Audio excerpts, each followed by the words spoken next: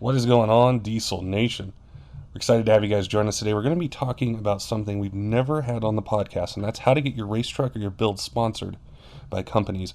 And joining us today is Josh from the Sponsored Rider podcast, and his show, that's all he talks about is with professionals and racers and companies every week about how to do just that, how to market your vehicle or your build or whatever it might be to interested companies to be able to create a relationship where you can use either that marketing and that audience or that money to be able to sustain a race program throughout the year. So we're really excited to have him on today. We're going to be talking about diesel trucks and how to do that, whether it's for racing or a SEMA build or anything in between. So we're pretty pumped to have him on the podcast today. Before we get to it, though, we want to thank two of our sponsors. The first is Diesel World Magazine. Those guys do a fantastic job all year round of covering every event, Dyno Day, open house, new product releases, builds, tons of things. Make sure you go to dieselworldmag.com and check them out. They update the site every day. You can also listen to the Diesel Podcast on their website as well. Up at the top, just click the Diesel Podcast and you can listen to our latest episodes. Also, we want to thank Diesel Doctor of Tennessee. Diesel Doctor builds Cummins Duramax Powerstroke engines for racing, towing, daily driving, anything you use your truck for, they build it, and they have a 5-year warranty on their builds as well. We've had Cass from Diesel Doctor on the podcast a few times to talk about engines and things that they do. Stay tuned for an episode with him coming right around the corner. All right, guys, let's get to how to get your truck sponsored with Josh from the Sponsored Rider podcast. This is Corey Willis with PPEI, and you're listening to the Diesel Podcast. I'm Adam Blattenberg from Diesel World. Hi, I'm Clint Cannon from ATS. This is Dan, owner of ATS Diesel Performance. I'm Dimitri from No Zone Diesel. I'm Cass from Diesel Doctor of Tennessee, and you're listening to the Diesel Podcast. Josh, I am pumped to chat with you today, man. I've been following your podcast for a while, and there's so much great information that you put out there for motorsports and racers and things like that, and I'm really excited to be chatting with you today. Yeah, I'm happy to be here, mostly because your audience, I feel, is going to benefit from this. I hope so, at least. That's my goal. That's my intent, is that people are going to listen to this and someone is going to stop immediately after they get through a couple of these topics. They're going to stop and they're going to go on Instagram or go on an email and message a sponsor and find out that they could get a 20% discount on their tire package, or they could get that supercharger they've been working on, or you're not doing superchargers. We're talking about the diesel podcast here. That new turbo, right? That new turbo.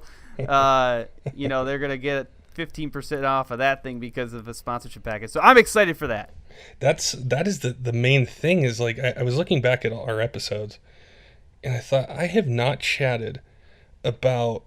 Okay, you're out there racing, you have this truck built, you're starting to travel outside your state or region more, and now you want to step it up to the next level and compete. Well, how do you do that? I've never talked about it, and your podcast is centered all around it, and you've got a lot of great guests from people in NASCAR and tons of different things where they tell your audience, hey, this is how you make a connection, this is how you show value. And I just wanted you to talk a little bit about your podcast and the things you've learned doing it that our audience, the diesel truck owners and racers, can learn from. Yeah, definitely. Well, first off, you and I talked a little bit about this in the pre-interview. I knew absolutely zero about podcasts and even less about motorsport sponsorship before starting this show. This would have been in December of 2016 is when I started doing it. I knew zero, but it was just very interesting to me how people would walk around with logos on their shirts and slapped all over their vehicles. Okay, what does this really mean? And I personally love anything with a motor in it, and I definitely love business. That's kind of what I do during my day job. I'm business oriented, so I really love talking about business stuff. And I just somehow this thing stumbled into reality, and I started doing the show. But the intent, the purpose of the show is to help riders or racers or sometimes the weekend warriors better understand how to market themselves, or at least highlight that it's possible to market themselves, so that they can ultimately attract and retain sponsors. And there's a number of people who do this in the world that you would never think of. Even there's Instagram stars that's how they make their living is based off of this form of influencer marketing. That's what this is. Sponsorship is a way that companies target influencers, people that others trust, and they get them to represent their brand and sell their product. But that's what we do. And I want to give that knowledge to people so that they know what the possibilities are. Or like you and I were talking a little bit earlier, there's people who they're doing their weekend dune rides maybe, and they blew a tire and they need to get a new one. Well, great. That's $500.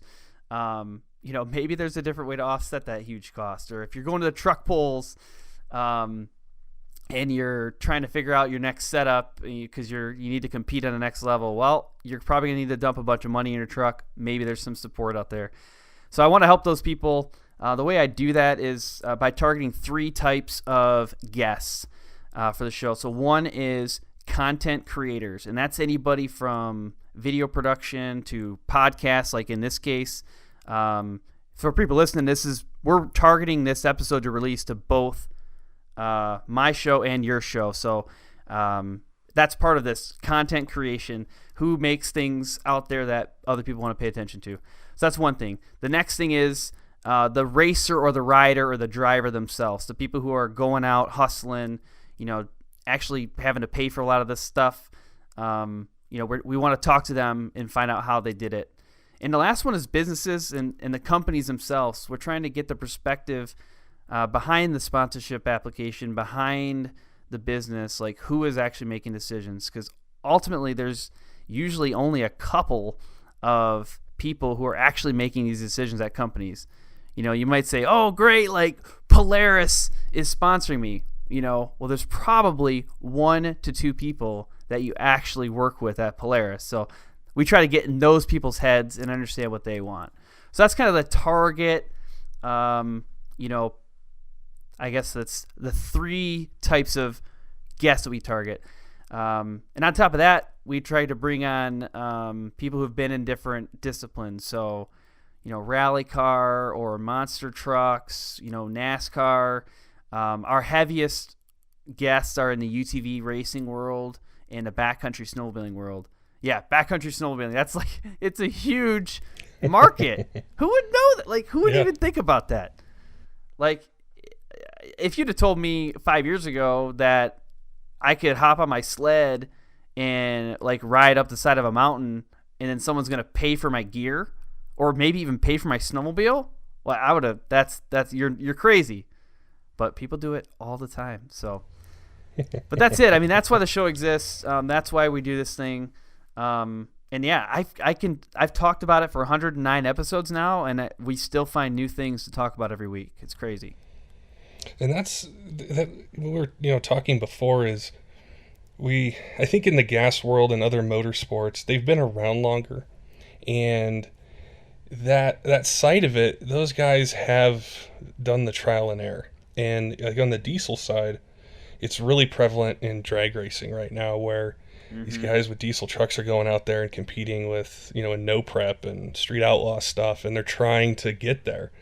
And there's so much that they're learning from the gas guys, from suspension and tires and different sorts of things.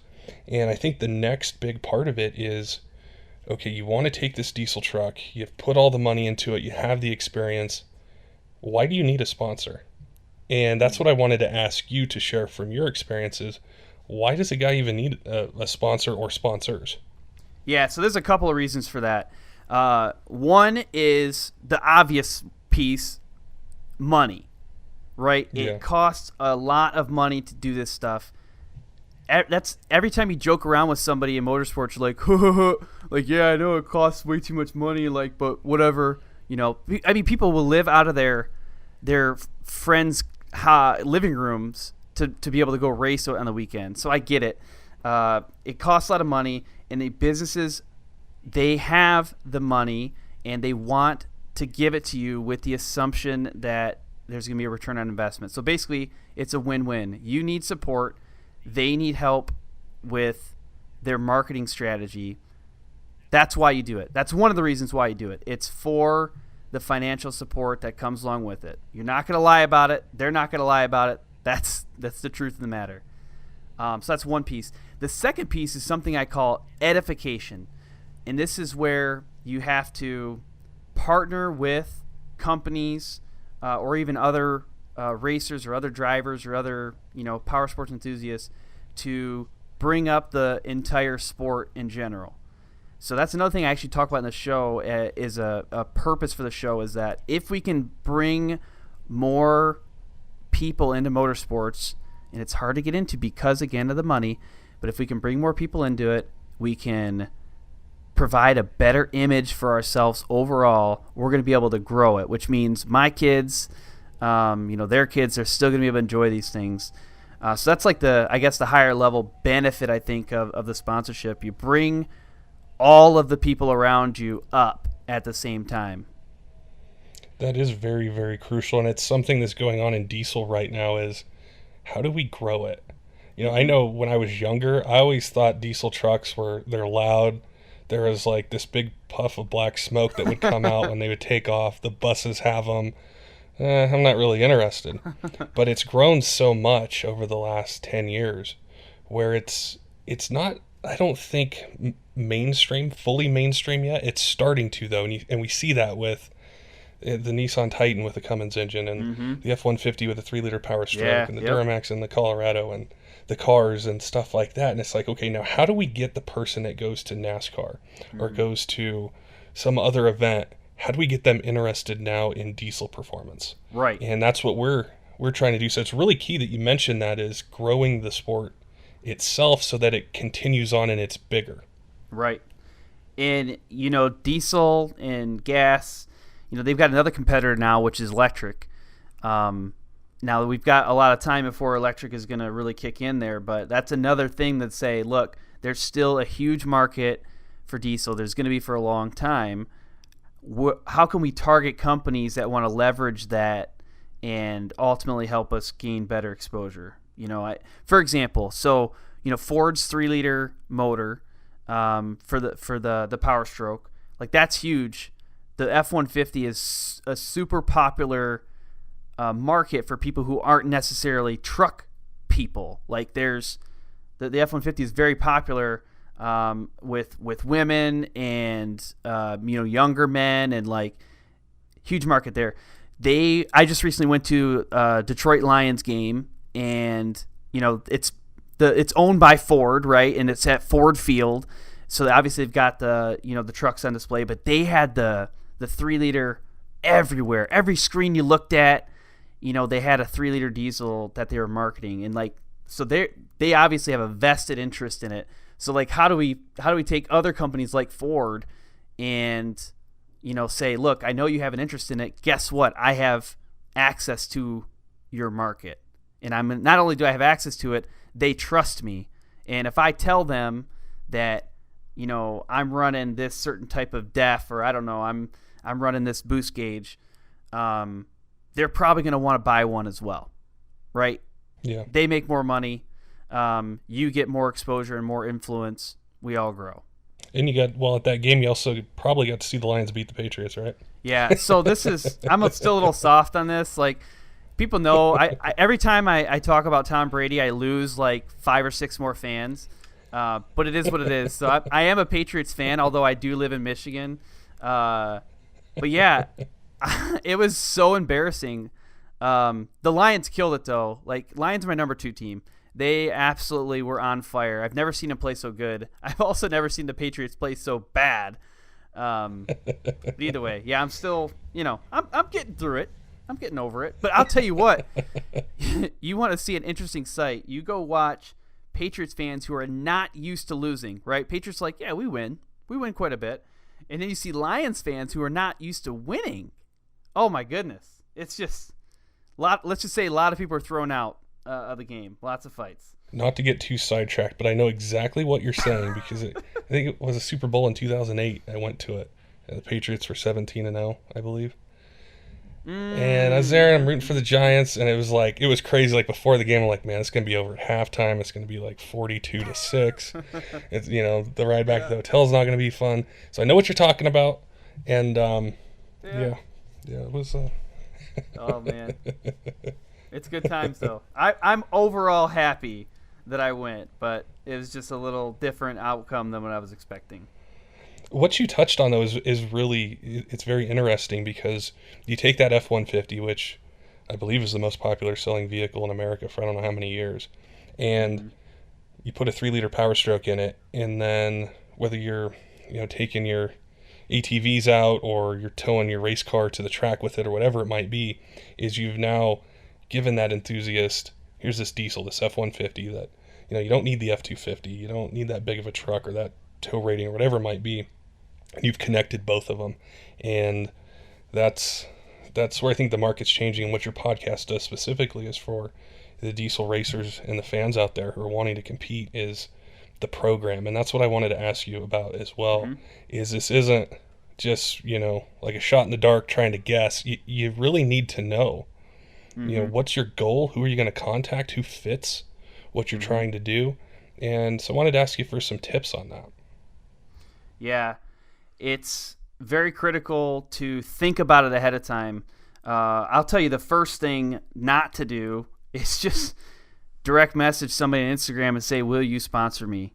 Like, that's an immediate block. Or so people message me all the time with that sort of stuff. I just had one the other day. I actually felt bad afterwards because they messaged me and they're like, hey, like that's what they said, will you sponsor me? And I said, you are the perfect candidate to listen to this show. Like, please download a couple episodes. But that's one thing. But I was the wrong person. So that's the other thing is you got to find the right person to talk to. You got to know what the company does. You got to find the right person to talk to. My company does not sponsor people. And it's pretty apparent with 5 to 6 minutes of investigation that that's not the case. So if you find a company that you're really interested in, take 5 to 6 minutes, at least do some research before you ever reach out. So that's one thing. The next thing, trying to find the right person, just ask. Hey, trying to figure out who would be the right person to talk to about, potential partnership. That might be an option. What I recommend people, though, ultimately to do is build a relationship first. That sounds simple, but it's actually pretty hard sometimes. What I recommend is if there is a brand or a company that you're really interested in, you think, yeah, you know what? I've been using their product for years. I'm really excited about them. Maybe we could actually strike up a partnership. Message them in some way, and we can go into ways to find out who directly, but message them in some way and say, hey, I love your product. Oh, I might want to respond to that. Okay, I like that. I like your product. Tell me a little bit more about it. What is something I might not know? Start a conversation and maybe see if that can continue for a couple weeks, maybe a couple months. And maybe it leads into, oh, hey, I was thinking, I love your brand. It seems like we have a connection. What do you think about hopping on the phone and let's have a deeper conversation? At a minimum, build some sort of relationship there. And then at that point, too, you might be able to now ask the question very safely and very confidently, who should I talk to about this? Are you the right person? A lot of people who message on social media, they're not the right person to talk to about sponsorship, but they can tell you who to talk to. You just have to ask that. And actually, LinkedIn is phenomenal for this sort of stuff. It's so good because people put their titles right on there. Race director or sponsorship manager. Like, okay, now I know who to talk to. It's you. And guess what? I'm reaching out with a credible profile on LinkedIn, and you can choose to accept or decline my messages. But at least now I'm a real person, or at least it looks like I'm a real person on LinkedIn. Those are some excellent tips, and I hope that like our audience listening, they really take this to heart, because we've been around motorsports for a while, and we've seen different levels of it, from being an enthusiast to companies, racers, support teams, all that sort of stuff, and it's not as easy as it seems. Like the message you mentioned about Instagram of, will you sponsor me? Mm-hmm. And there's a blog that's on your website from Amsoil that I know we definitely wanted to talk about, is finding the right person. Yeah. And sometimes if you don't know the techniques to do that, you can waste weeks or months. Yeah, because definitely. It's in the wrong department, and they it didn't get filed right, or they haven't gotten to it, and getting to that person is the first step. Yeah. We actually, the person who wrote that blog post was Lindsay Primo. So she manages a lot of the sponsorships at Amsoil. So, like, big deal. There's two people that really drive a lot of that. There's two people that actually accept your resume or your application at Amsoil. Two, right? That's crazy to think about how many they might see in a day or a week. I remember I asked her, I don't remember what the exact number was. I think they see at least 50 a week of applications.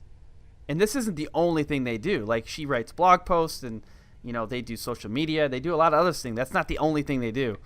But either way, that's pretty crazy. But, I actually got the blog post pulled up. And if anybody wants to look at it, it's Amsoil has it on their blog site. And I just reposted it to my page. So sponsoredriderclubpodcast.com. If you go to read, there's a couple of blog posts on there. One of them says very specifically tips and tricks from Amsoil for landing a racing sponsorship. But when we talked about with Lindsay, it was on my episode 102. She said, yeah, contact a rate person like at an event too can be a tactic. So if you're at an event, like let's say, I'm sure a lot of people listening to this might go to SEMA or are interested in SEMA.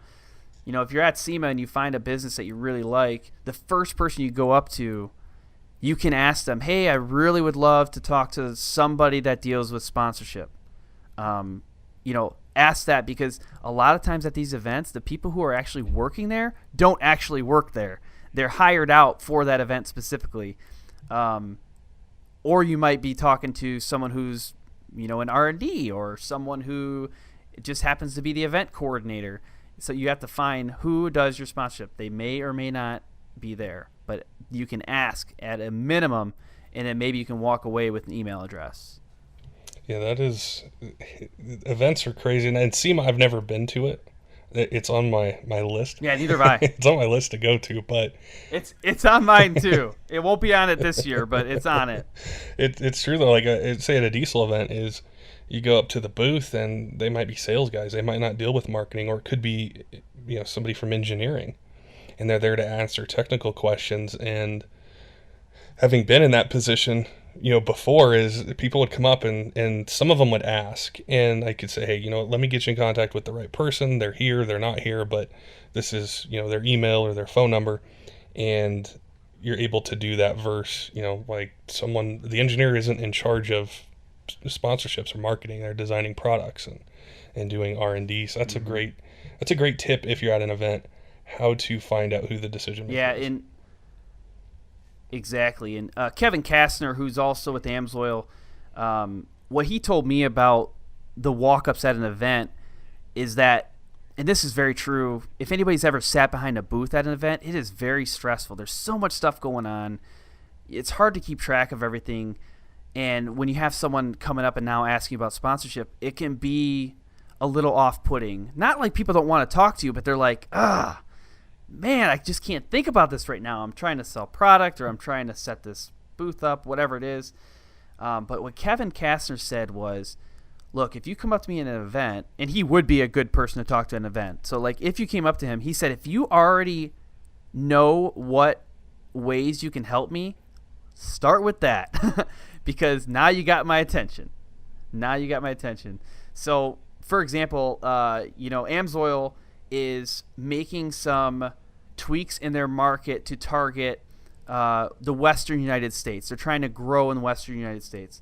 That's actually part of the reason why they are a title sponsor for my show, is because I have people out west, that are prevalent from either the listener base or also from the guest space. But they partnered with 509, which is an off-road apparel and snowmobile apparel company. They partnered with them to do a special video to gain access to the Western snowmobilers. Like, that was all part of their market. Now, if you knew that, and you can draw that conclusion by paying attention to some of their posts and things they're going after, if you knew that and you went up to Kevin and said, hey, Kevin, I think I can help you gain access to the Western market because I do, let's say I go out to Glamis with my diesel truck, or I do these maybe it's a short course racing event, or maybe it's a tractor pull. I do this event, and there are literally 10,000 people that see me, and I can definitely represent your brand well and get you access to that market. Boom. Like, he's listening to you now. Not only did you tell him you can get him access to a new market, but you actually did some research beforehand. So I don't know. It's tough to do that. There's a reason why not everybody is successful at it. It's pretty tough to do, but that's part of the way to get yourself in there. It was very similar with us, as Amsoil is a sponsor of the Diesel podcast, and for me it was a little different in that I use their products, like you had mentioned earlier. I had used it for a really long time, and knew racers who did, and the reputation that it had, and it's something that it appeals to our audience, to diesel truck owners, whether it's an old truck or new truck, and it's that connection. And I've, from listening to your podcast and then going on your website, have seen that connection that Amsoil has to their race program and to the people that are out there, whether it's us or it's racers, is that I think that connection is what makes it so important to our listeners, and why I talk about it, or I talk about the oil or the transmission fluid or the filters and different things like that. Is it's not just the message, it's the product itself, the quality of it, what it can do, and then the support that we get, that the race teams out there get, and what they're doing for motorsports or diesel performance in general to help grow it, to be involved in it. And that's something our listeners love, we love, the sport itself loves. Yeah, and that brings up a couple of points that I wanted to kind of touch on today. If you are passionate about a product already, you're going to be much better, or at least positioned much better, to be a sponsored driver for their program, because you already believe in it. You've probably already done research in it, and honestly, the reason why influencer marketing works, again, that's what this is talking about, is influencer marketing. The reason it works is because people don't buy what you do, they buy why you do it. So I've shared with people before why, when Amsoil reached out to me, why I was so excited, because I have used their product for years and I do really love it, and I do relate to their brand. So they share the same values that I have, and which means I buy what they're selling. Vice versa, people that listen to my show share the same values that I have, and they share the same values, consequently, that Amsoil has. Therefore, they consume my content, and they also buy the Amsoil product. That's huge. Like, that's honestly, if you look at any company out there that effectively sells things, and you ask yourself, or like maybe the next time you buy something, let's say you're picking out an energy drink, and you're like, you pick out a Rockstar instead of a Monster. Think about, why did you pick that Rockstar instead of the Monster? You know what I mean? And you're going to go in your head and be like, maybe it's because RJ Anderson drinks this stuff, and guess what? I think he's cool, and like, I believe in his values. Oh, wait. Wow, Rockstar believes in his values. Wait a minute. You can see how that stuff happens. One of my sponsors that I'll share a story about is Solderweld. So Lance Robinson is with Solderweld, and they produce different types of, like, I guess, like heat block for doing brazing, and they've got alloy sole rod and flux. They've got ways to do like AC line repairs and really cool stuff. But honestly, I never used the product before, and I was super hesitant when Lance reached out to me. He's like, hey, I had met one of his employees, and he's like, hey, I'd love to be a part of your podcast. He again shared his vision, like he's trying to gain access to the desert racing world. I have followers in desert racing. He was trying to gain access specifically to the right sponsored racers. And I spent, I don't know how long, talking to him for the first time, and I was so compelled with his vision, and I was so excited about like his strategy. I said, yeah, I would love to have you sponsor my show, which kind of like that made me nervous because I hadn't used their product before. I was like, I would love to have you be a sponsor in the show. I was like, send me some product. I want to check it out. but like it can't be bad. Like what you're talking about, the way you talk and the way it sounds like you run your business, this product can't be bad. And the more research I did, I was like, okay, everybody loves this stuff. And then but that's all around the same thing. I saw his values. I aligned with his values. It made sense to me. And a year later, actually it's more than a year now, he's still sponsoring the show, and it's been phenomenal. That is so important what you brought up with values, and I think even bigger with podcasting is our listeners trusting us and our guests and the questions and the things that we do. That's in a way when you have a sponsor and you're out there racing and you align yourself with these companies and you work with them, it flows back and forth. So the people in the stands, they love your truck. They see you out there racing. They love what you're doing. They listen to the tips you give on how to build the motor, the transmission, what tuning you use, all those sorts of things. And then when you're able to say, hey, what I brought to building this truck and racing it, what you guys know about me, it also applies to these companies that work with me and help me keep this truck up and running and maintaining it and going to all these events. And it kind of leads into something bigger, I think, with sponsorship it does come down to money, as far as the relationship between the racer and the company. But what sustains it and what keeps it going is the interaction and the relationship. And I think you're right. That's probably one of the hardest things to build and maybe even start. But once you do, that's when you don't have a sponsor that's just on for a little bit. They're, like you said, a company you've been working with for over a year, is those align and that relationship's healthy and it's productive. Yeah, definitely.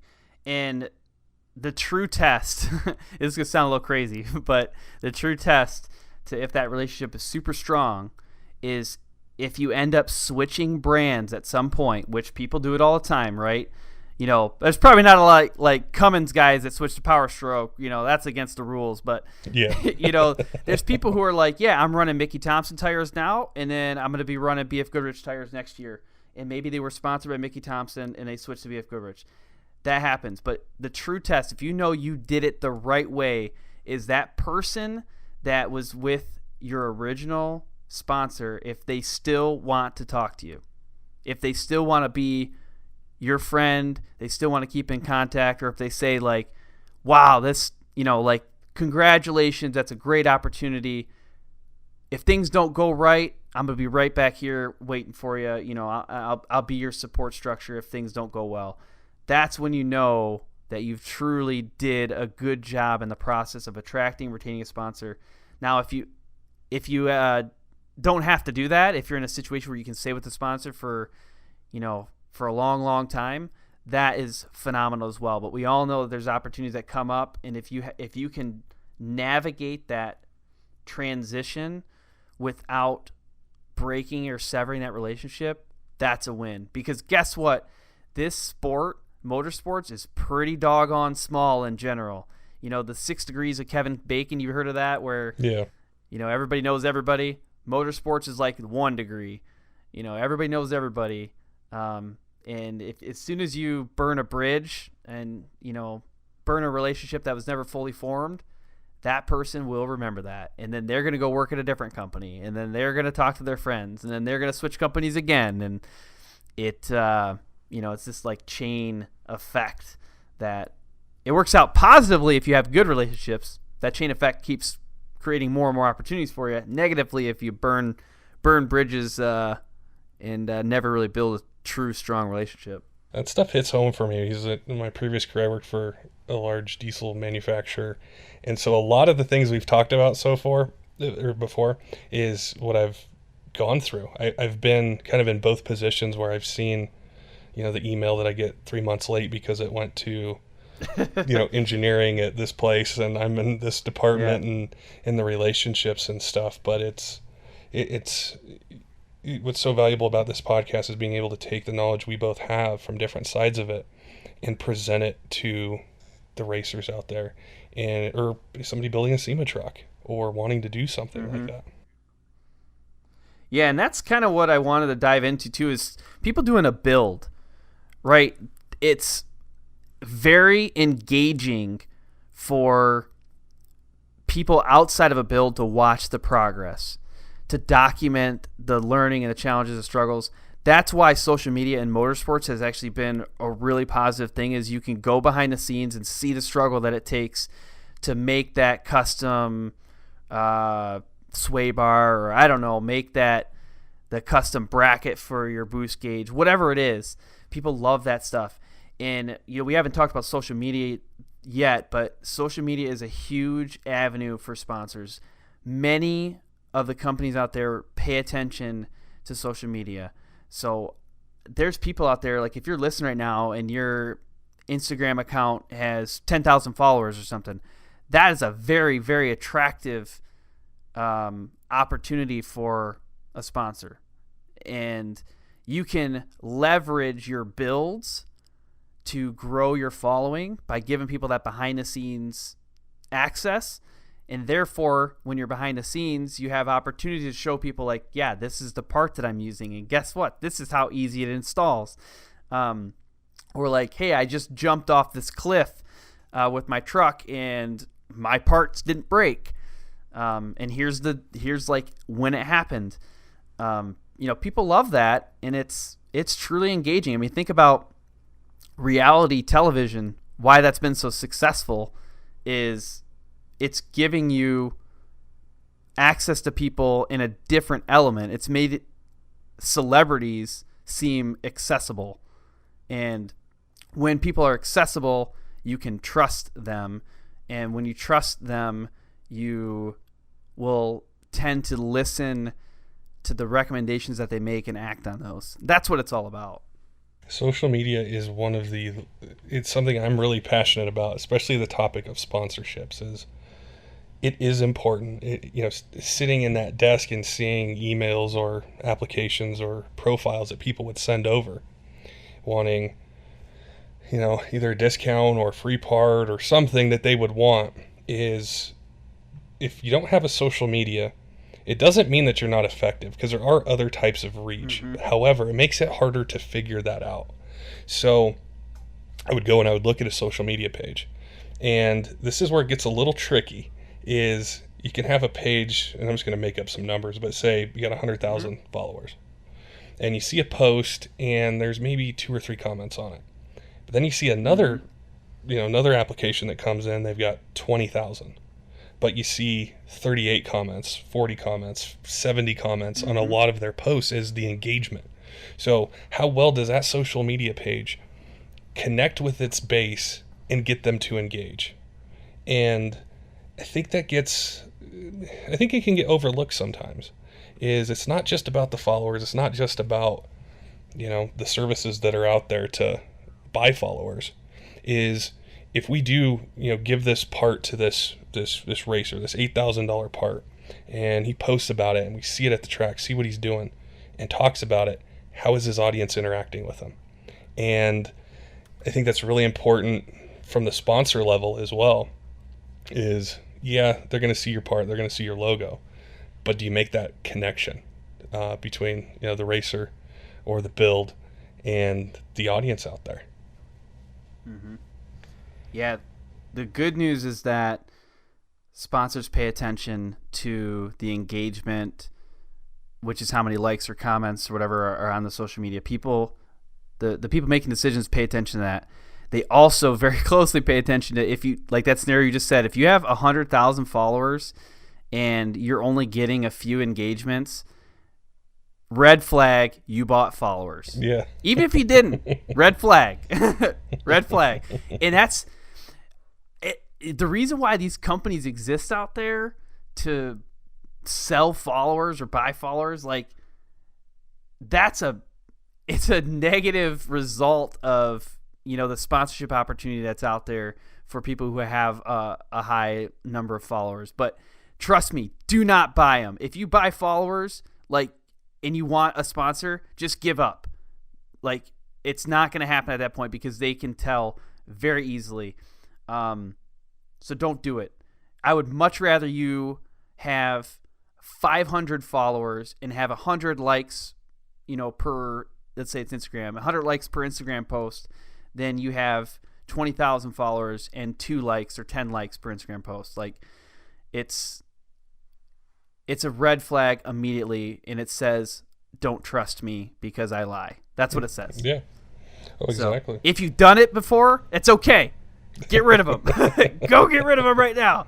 Pause this podcast. Go get rid of them. I don't want to see them on there. The other part of it too, where I would look at it is, sometimes the guys don't have time to manage the social media page and do live videos or different things like that. But he's going to 20, 30 races a year, and he's going there with, he's got his booth.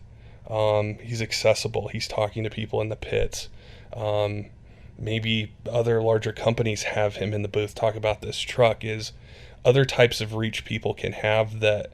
It's very easy just to go on social media, click the search button, look it up, see the page, that sort of stuff. But what kind of impact do they have out there racing is very important as well. So for the listeners out there that are thinking about, their truck build or something like that, well, I just need a lot of followers and I'll get it. That's not necessarily true. A lot of it can come down to where are you going? Where are you going to be this year? And that would be one question I'd ask people is, what events are you going to go to? Yeah. So there is a couple of things I want to talk about for this specifically, because social media has huge benefits, but you're right, it is not everything. If you don't have a strong social media following, that's okay. Some companies they don't care necessarily about a strong social media following. Most of them do. So I highly recommend having one, but it's okay if it's not strong. But when you go to your races, like you're saying, 20, 30 races a year, or maybe you're going 10 to 15 shows a year for a truck show or whatever it is, take notes of things that could be important for reach. So let's say you go to 30 races a year, and every race has, let's say 100 people. Okay, so you've already got 3,000 people that have your eyeballs on it, or have their eyeballs on it, and then you had to drive there. How many miles did you drive there? So if you got a logo on the side of your truck or on the side of your, maybe you got a trailer that you're towing your truck in, how many people in that 15-hour drive do you think would have seen the side of that truck? That's a tangible thing that you can put into it. Was there TV time? Maybe some of the local stations picked up this truck pull. Great. How many viewers do you think that is? A lot of race events, if you actually talk to the event coordinators, they will give you their media stats. They'll tell you what their exposure is. Great. You've got now tangible evidence for your reach or exposure. So let's say you go to a sponsor and you say, hey, I'd really love to work with your company. I love your product. And they say, what's your social media following? Well, I total have, 300 followers across Twitter, Facebook, and Instagram. Oh, okay. But let me tell you a little bit more. I go to 30 races a year. I see this number of people at each race. I have my vehicle set up in the pits, 30 minutes ahead and 30 minutes after. I sign this many autographs. Oh, okay. Now we're talking. Now I can put some numbers to that. There's actually a book out there, like I can't describe it all to you, but there's a book that Alex Stryler wrote called Motorsports Marketing and Sponsorships: How to Raise Money to Race and Give Sponsors What They Really Want. And I have it right in here. I'm flipping through it. Maybe you can hear it flipping the pages. And I think it was like chapter 6. It's called Valuation. He literally tells you exactly how to calculate what your reach would be at an event without including any social media. It's phenomenal. So, if you do it, I keep going back to truck polls because, that's something I used to go to quite a bit and I can relate to it. If you go to a truck poll 10 times a year and you know how many people are there, and you can approach somebody about a tire package and share all that, that's good stuff. Such good stuff. Oh, it is. That's something I definitely appreciate you going more in depth with, especially for our listeners who are, there a lot of these guys, they run shops, they run businesses, they're small businesses, they're family businesses, and they're working on trucks and maintaining them, and then they're working on their race truck at night or on weekends, and they don't have the time to go through a hashtag on Instagram and 200 posts and hashtag it and all that stuff. But the guy's going to 20, 30 events where there's 5 to 10,000 people, maybe even more. Some of them are really large, and they're there year in and year out. Well, they're seeing that truck go down the drag strip or do that sled pull with these logos on it. And they're going to be on this show, or they're going to jump on a podcast. They're going to talk to a podcast. Yes. Yeah. And that all factors into it. Yeah, definitely. Back to the social media thing, I want to share a story that might blow some people's minds. I had Thomas Affelt on here. He runs a snowmobile account on Instagram called Sledders RS, and a lot of people give these these social media pages some bad juju. Like, they'll say, oh, well, these guys, they don't do any real work. Well, I will tell you, if you're feeling bad about not growing your social media large enough and you're not devoting 6 to 7 hours a day, literally a day, don't feel bad about it, because that's what it takes sometimes. So Thomas Affelt literally spends 6 hours a day on Instagram talking, networking. He keeps track of all of his contacts on there. He has a spreadsheet. I mean, it's been almost a year since I talked to him about it. He had 1,000 people on it with tracking all their conversations. That's what it takes to have a very strong social media presence. So you probably aren't going to have that time. Most people don't. All right? Most people don't.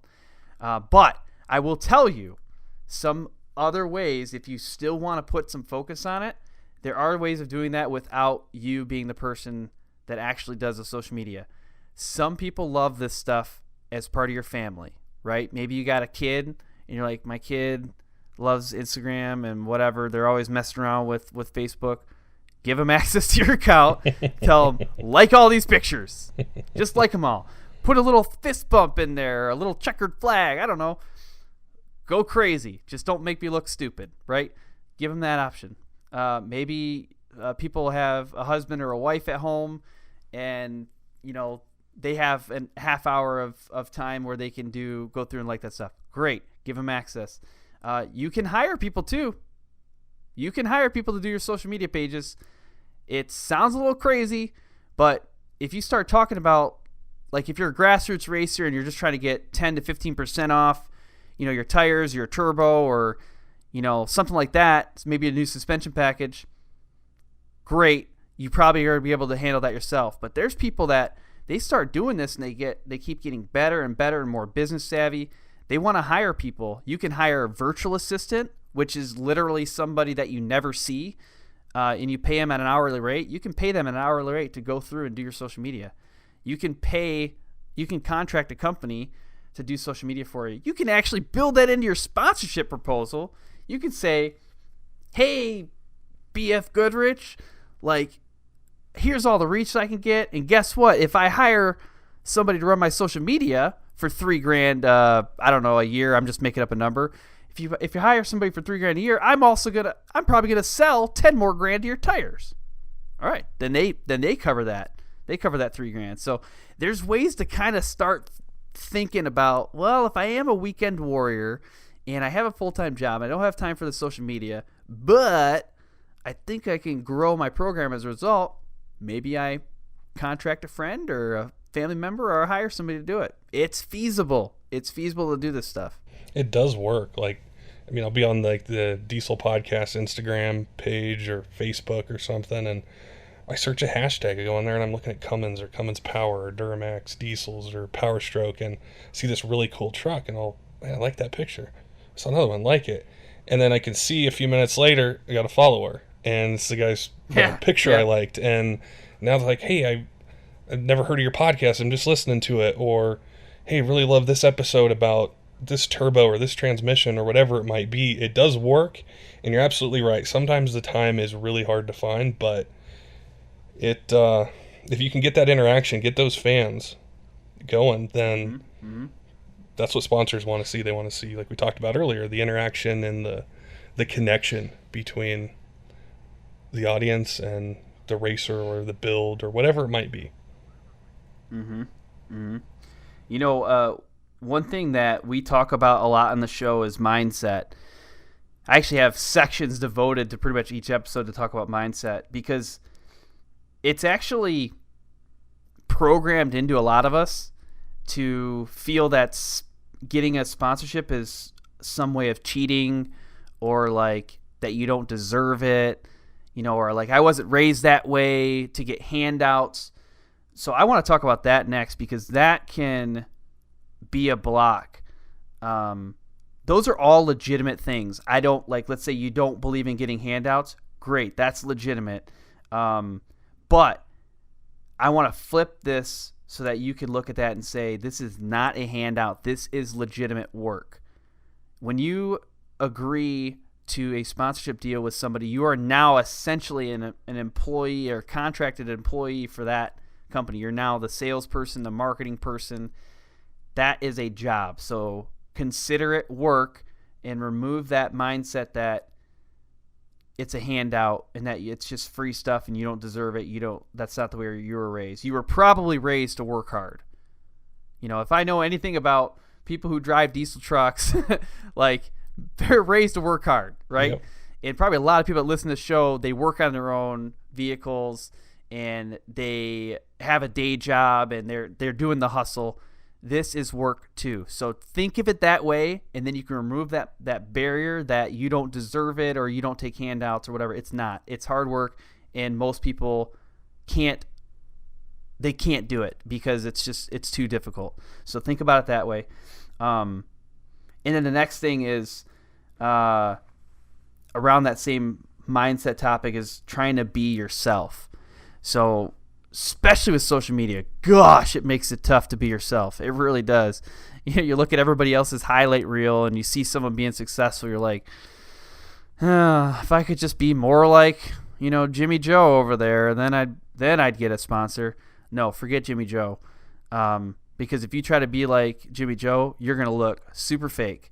And nobody wants to see fake people. Like, there's probably something unique about you that other people are going to relate with or think is pretty interesting, and they're going to want to engage with you in some way, shape, or form, whether it's an autograph at a racetrack or a selfie with you at a truck show. I don't know. Those things are all help in the process. But being yourself legitimately is tough to do, especially if you're trying to get yourself on social media in some way, shape, or form. It takes some time to loosen up. That is, I'm so glad you brought that up, because it is something that I've heard tossed around before, where someone will say, well, no, I don't believe in a handout. Well, whether they took the time to build that social media page or to put this truck together for an event, or they race it 20, 30, 80 times a year, that is money in a sense. Right. And they've invested the time and the money to do it. And a sponsor is saying, hey, I want to go into an agreement with you, and I want access to what you're doing. And in return, I'm going to give you this. And so it's not for free. It's right. It is really a 50-50 relationship. And yeah, anyone out there that's thinking about it, going, getting sponsored, trying to get a sponsor, you have to look at it that way, because it's what it really is. Whether it was time away from your family, time at night, weekends, or you spent 6 to 7 hours a day running your social media and, not going out or not going to events. Your time is worth money, and be proud of what you built. And, the sponsors they'll be lining up. It doesn't happen right away or overnight, but I think consistency is the big thing. If you're consistent with it, people will know. Like you said earlier, motorsports, it's big, but it's not that big. And we all see what the trends are and what's going on, and who's coming onto the scene and who consistently stays there and what they do. Yeah, definitely. And another thing that I feel is a roadblock to the whole sponsorship world is the big scary word contracts.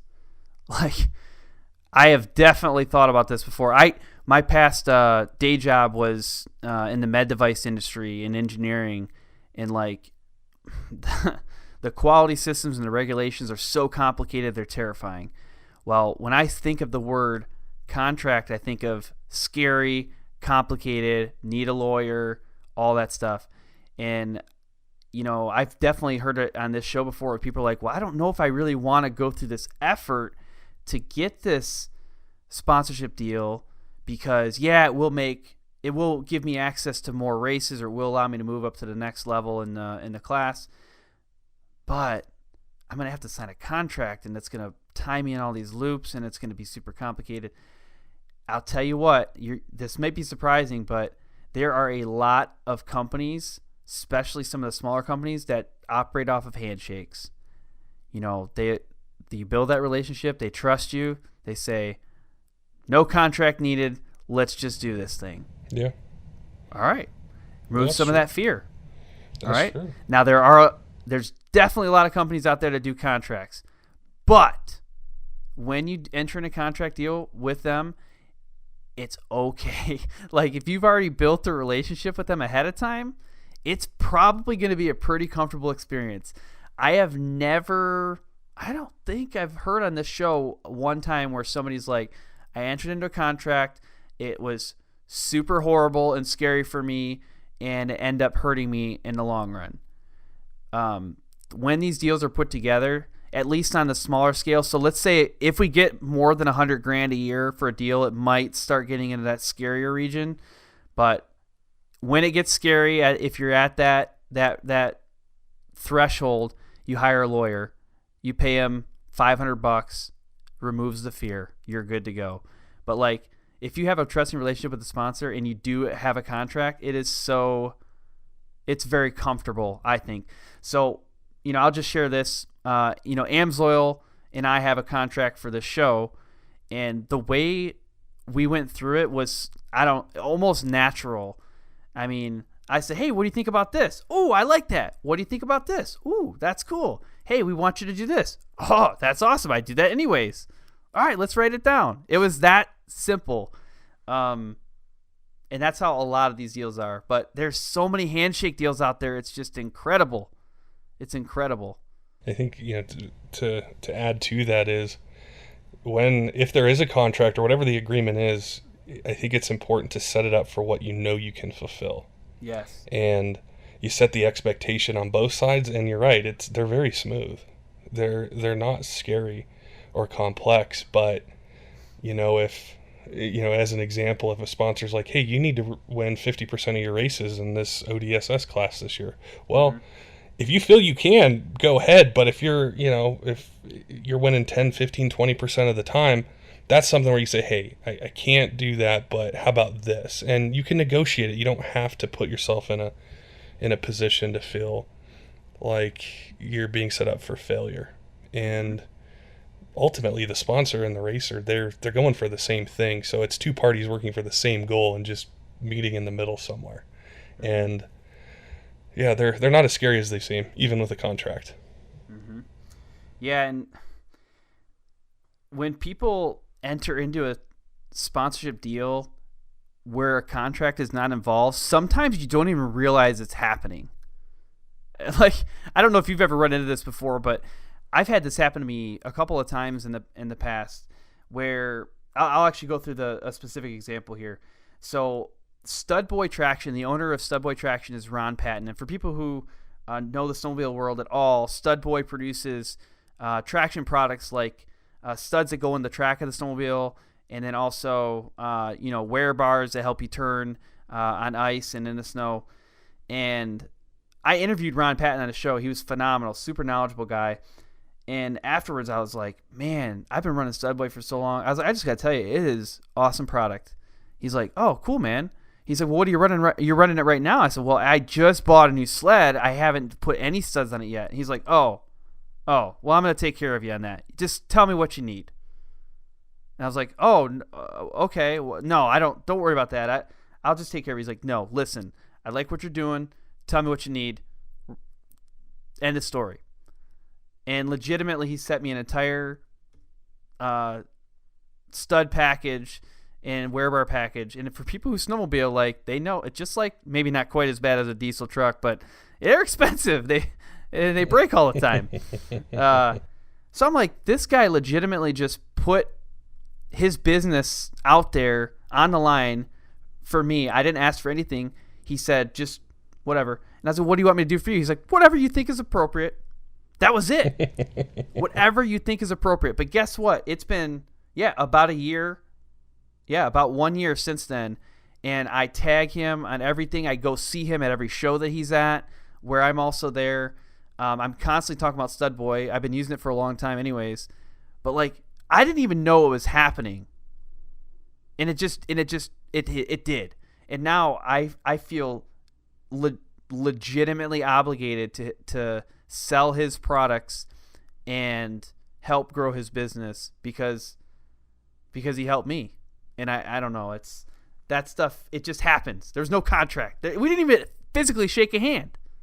Like, it just happened. Yeah. Mutual trust. Yeah. It's just like in our industry or niche, it's the same thing. Like, a lot of the products I've ran before for years in different ways, whether it's like ATS Diesel or Amsoil or PPEI tuning or just tons of different companies where I've had that experience or I've known people that had it, and it was there for years. And then you get to this point and it's just like, I know a lot about your product line already. I've ran this for this amount of miles. I know it works. I know it's great. I know all these different things. And they just sort of happen. And that speaks to what you were saying earlier about if you have experience with companies, like how to identify the right kind of sponsors and products you believe in or have used or purchased or things like that. It's a natural sort of relationship because you as a consumer know it. You know how that product performed, on your snowmobile. And same thing with me in ATS or PPEI tuning or whatever it might be, is that experience is there and it's natural. Well, what about you, man? I mean, you've got experience with this stuff. Are there specific challenges that you've run into in the past that you've overcome, or maybe challenges that you've helped others overcome in this world? I think the number one thing, I actually pull it from that blog that Lindsay wrote. That's on your site, is get to the right person. Sometimes I would get those applications 2 to 5 months after they were sent, not because I ignored them, but because they got lost. Yeah. So find the decision maker.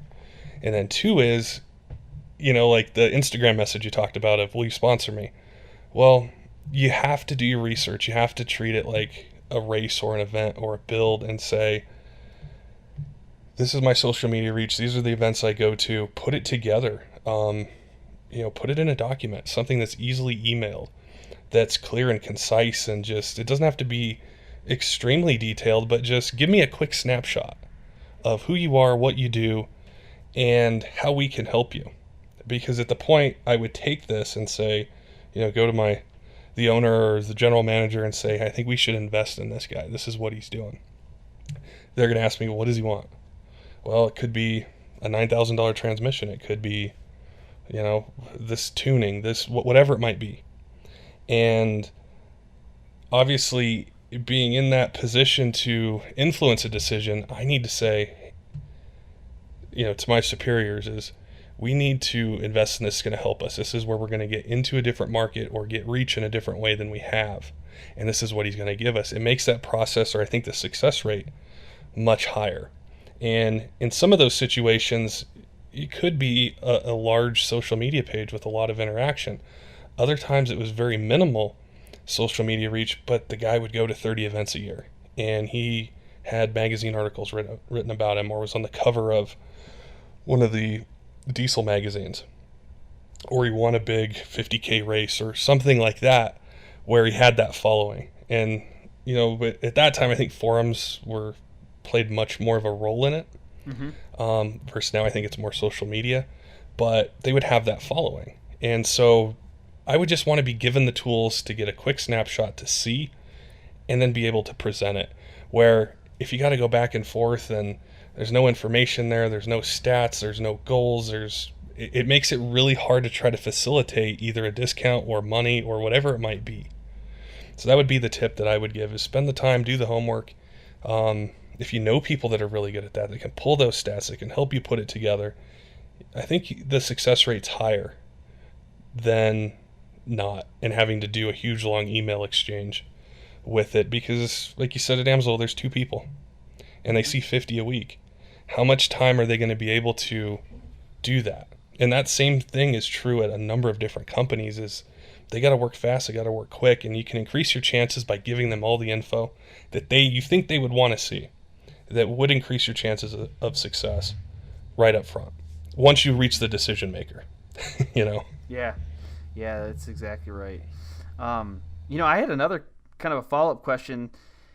So when you did this in the past, what did you look for? I mean, what was your idea of a solid brand ambassador?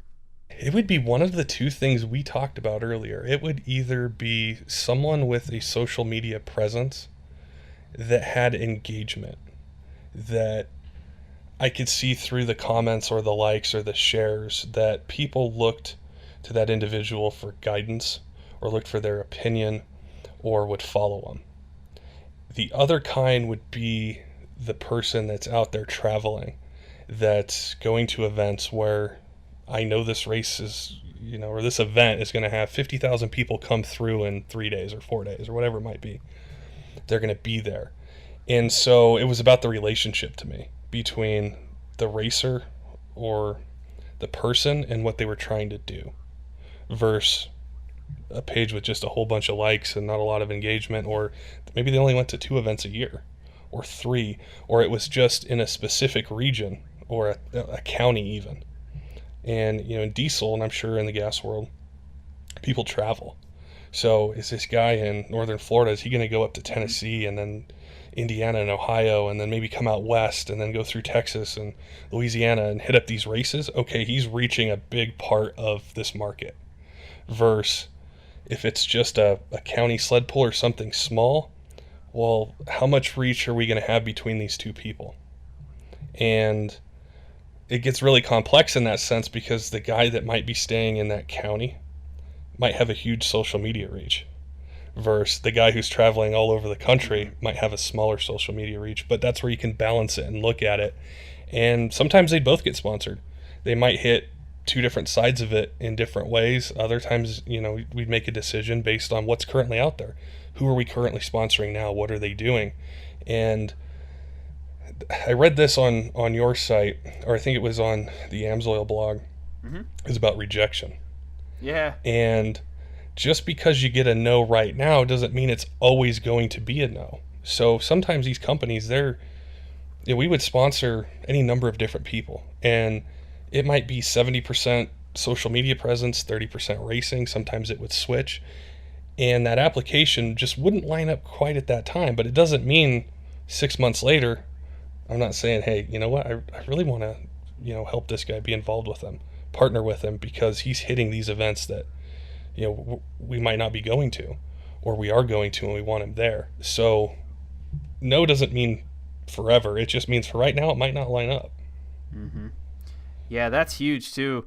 In many cases, especially if you're working on a bigger deal, it takes months and sometimes years, where I've heard people give examples where it was like 5 years. So they submitted an application, it was initially rejected, they stayed in contact with somebody at that company, and 5 years later they're getting a sponsorship deal. It happens all the time.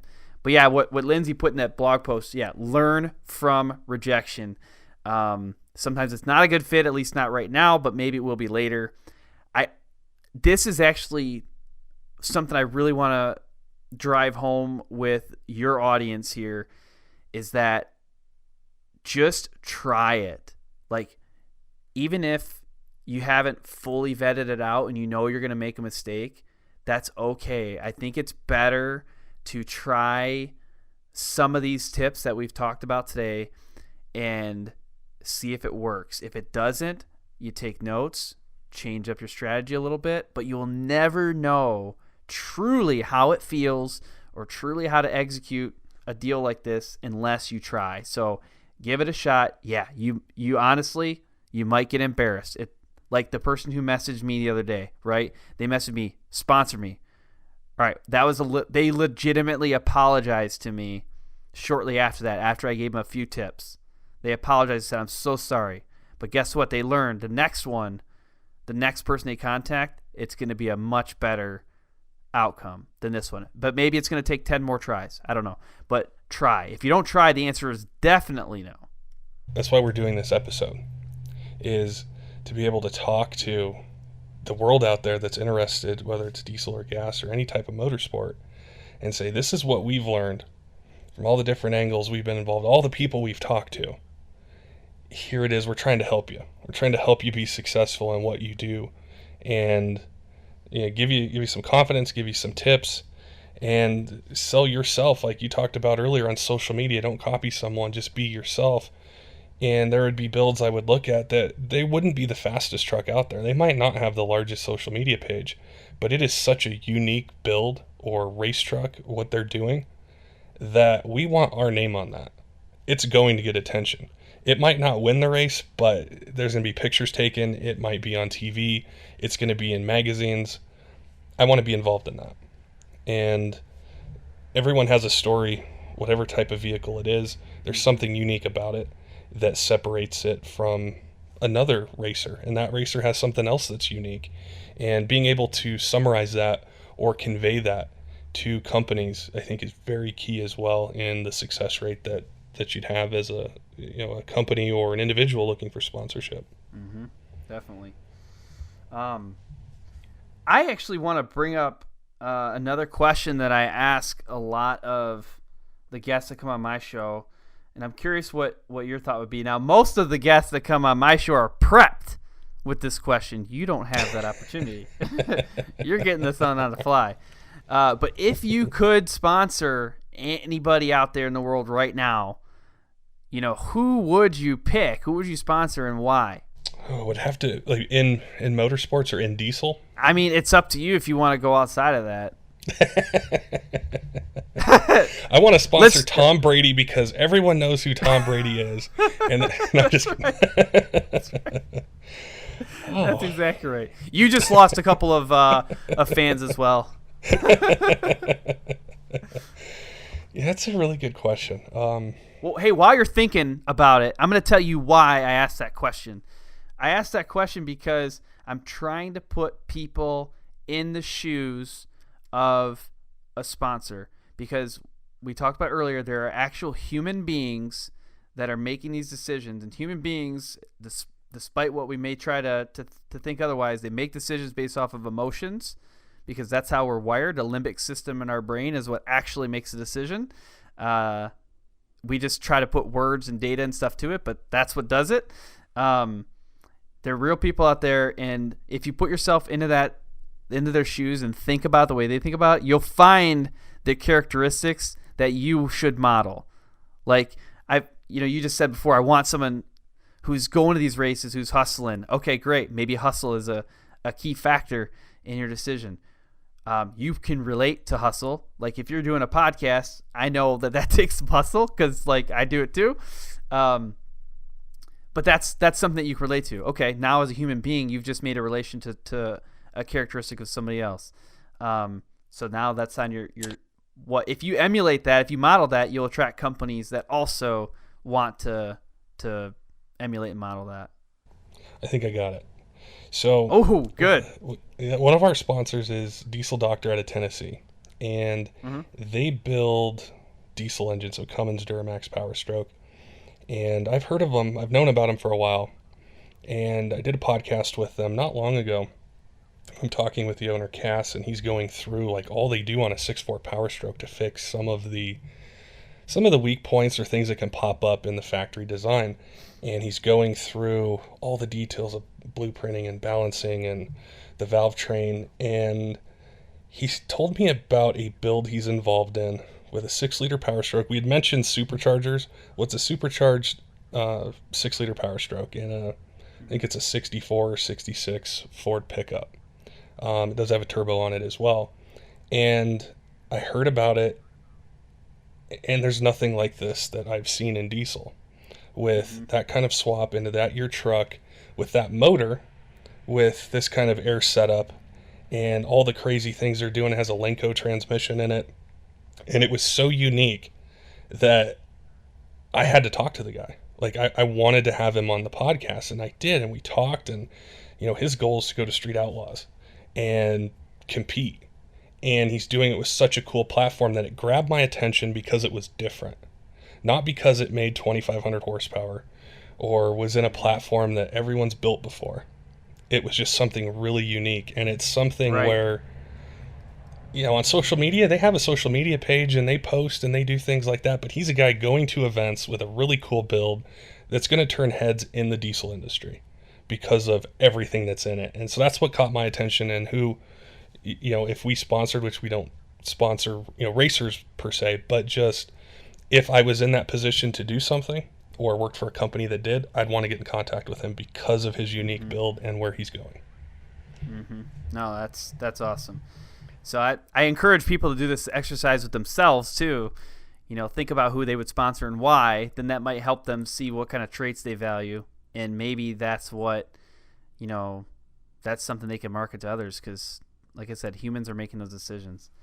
You know, one thing that I kind of wanted to give a shout out to your female listeners. One of the things that's happening, a trend in motorsports that's really been fueled strongly by the UTV world. You know, in UTVs, by creating a platform like that, you remove some of the strength requirements, like say that would come across in motocross or in ATV racing, where the male and female racer now are much more evenly matched. On Supercross, you got physical characteristics that play in, that creates some disadvantages for the female racers. But you put people in a side-by-side, or like in this case in a truck, all right, now we might even be looking at, on average, weight advantages. And like, this is a huge opportunity for women to take off in motorsports right now. Social media gives them a platform for a voice, and the playing field is much more leveled based off of the types of vehicles that are out there now. So what I want to tell you too is one of the things that companies are noticing is this big surge in the female interest in motorsports. It's only going to get bigger from here. So if you're a female right now and you're thinking like, how can I make my way into the world of motorsports sponsorship? Think about how there's many companies out there, especially in motorsports companies, that they have 80 to 90% of their market is male. 80 to 90% of their market is male. And there's more females by a couple percentage overall in the world. So that means there's this massive untapped market of female riders and drivers that these companies could be looking at and saying, if I sponsor a honorable, successful, well-marketed female driver who's doing truck pulls, if I sponsor them, how many young girls who are aged 7 to 12 or whatever are watching her run this truck right now? How many of them? And now they're thinking 10 years from now, my market share is going to climb by 10 to 15% because I've accessed a new market. So think about that, women. Think about that, ladies. I actually know of some male-female, or I should say husband-wife combo racers that have switched their marketing program from heavily marketing the husband to heavily marketing the wife because of this exact concept. So think about that, folks. That's something that we feel very strongly with, you know, with our podcast. And one of the series that we've run and we've had around is called Women of Diesel. And there's women who race 1,000 horsepower, 1,500, 1,600 horsepower trucks, and they'll put a guy's truck on the trailer. Like, they know what they're doing. They will do it. And we see it, especially interacting with the shops and the racers, is women play such a huge role in the whole industry, from marketing, accounting, to talking with at a shop, talking with the customers, lining everything up, getting the parts for the race truck. Some of them race the race truck. And I think that's really key, and something we're really passionate about as well, is women involved in motorsports. Like this podcast, the founder of the Diesel podcast is a woman. Mm-hmm. She, it's her vision. I'm on the episodes because I know a lot about diesel trucks and know a lot of the guys, but that's her vision. And I'm very proud of that and the example that she sets, and all the women we've talked to, whether they've done Ultimate Call-Out Challenge, Diesel Power Challenge, they're out there racing, they're doing different things, and I'm right there with you. I definitely want to see that become more center in motorsports, and I want to see that enthusiasm and passion for racing, whatever kind it is. Young girls see it and say, I want to do that, and I can do that, and I'm going to do that. Mm-hmm. Yeah, if we want this sport to exist, I talk about bringing money in from other businesses.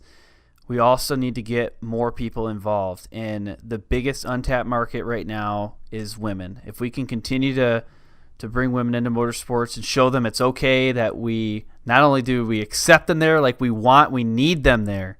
Like, we have to have women coming in here, taking podiums, making these guys look bad. We got to have that, because if we don't, we're going to tap out. We're going to tap out on what our potential really is.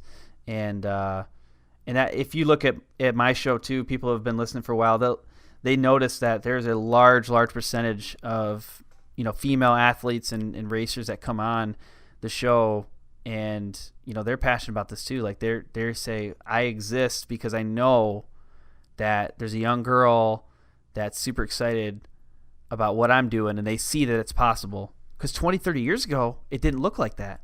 It didn't look like that was possible. And now it does. And so I've definitely, I bring this up too because I've heard the chatter too from people saying, oh, well, it's easier for a woman on social media to market herself. Well, to an extent, the answer is yes, because of what we just talked about. And guess what? That's okay. Let's support them. Like, let's instead of complaining about it, let's see what we can do to to help make their dreams a reality, because that's everybody. We're all, like I talked about edification earlier, we're all in this together. And if we don't help each other, support one another, then this industry won't exist. I think we've given a lot of the racers and people looking at builds, we've given them a lot to think about, and hopefully inspired some people. Like you said, just do it, just try it, just go approach your first sponsor and just try it, and take it to the next level. Do what you want to do with your race vehicle or your build or whatever it is you're trying to do. We gave some good tips, so I appreciate your expertise as well, and bringing the things that you've learned to the diesel market and our listeners, and helping educate us as well. Yeah, I really appreciate you reaching out to me and talking about this, because it's a huge passion point for me, and I love talking about it with new guests too. So thank you very much for that.